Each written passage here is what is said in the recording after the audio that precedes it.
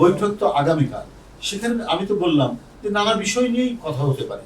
কি কি বিষয় নিয়ে কথা হতে পারে সেগুলো গণমাধ্যমে এবং সব মানুষের মনের মধ্যে, আমাদের মনের মধ্যে হতে পারে যে এখন যে বোন অফ কন্টেনশন, যে বিবাদের যে বিষয়গুলো, আমি বিবাদ বলবো, যে ডিসকোর্স ডিবেট গুলো আছে, সেটা একটা মানে চমৎকার মানে উপসংহারে এসে পৌঁছাবে, একটা ইতিবাচক উপসংহারে এসে পৌঁছাবে বলে এটা দেশের মানুষ বিশ্বাস করে এবং বাংলাদেশ জাতীয়তাবাদী দল বিশ্বাস করে।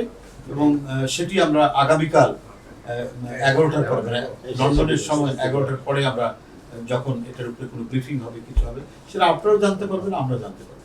আসলে আর কি কি এজেন্ডা আছে সেটা তো বলতে পারবো না, কিন্তু এখন মানুষের মধ্যে যে কথাগুলো ভেসে বেড়াচ্ছে, আমরা সেটাই মানে এই বিষয়গুলোই তো আলোচনা হতে পারে, আর কি হতে পারে। নির্বাচনের সময় কার সাথে কিভাবে জোট হবে সেটা দল নির্ধারণ করবে, কিন্তু কথা হলো যে ডিবেট এবং ডিসকাশন এটা তো চলবে। এটাই তো হচ্ছে গণতন্ত্রের সৌন্দর্য, এটা তো বিউটি অফ ডেমোক্রেসি, যে আমরা সমাজের মধ্যে নানা মতের মানুষ, আমরা আমাদের কর্মসূচি তুলে ধরবো, আমাদের নীতি তুলে ধরবো, অন্যের নীতির আমরা সমালোচনা করব, এর মধ্যে দিয়ে একটা গণতান্ত্রিক সমাজ বিনির্মাণ হবে।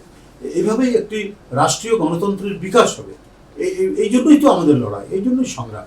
কিন্তু সেটা সংঘাতের দিকে যাবে না, সেটা রক্তক্ষয়ী হবে না, সেটার চূড়ান্ত সমাধান দেবে নির্বাচনে জনগণ।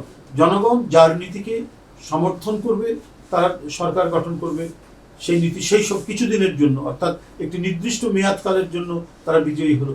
তারপরে যদি তাদের কোনো ভুল হয়, আবার পরবর্তী নির্বাচনে জনগণ যাকে মনোনীত করবে, ভোট দেবে, সেটাই হবে। এটাই তো হচ্ছে গণতন্ত্রের পালাবদল। ডেমোক্রেসি ট্রায়াল এবং এররের মধ্যে দিয়ে এগিয়ে যায়, চূড়ান্ত তার এভলিউশন হয় হচ্ছে ট্রায়াল এবং এররের মধ্যে দিয়ে। তো এই যে পথ চলার গণতন্ত্র, এটাই বারবার ফ্যাসিস্টরা, ডিক্টেটররা আটকে দিয়েছিল।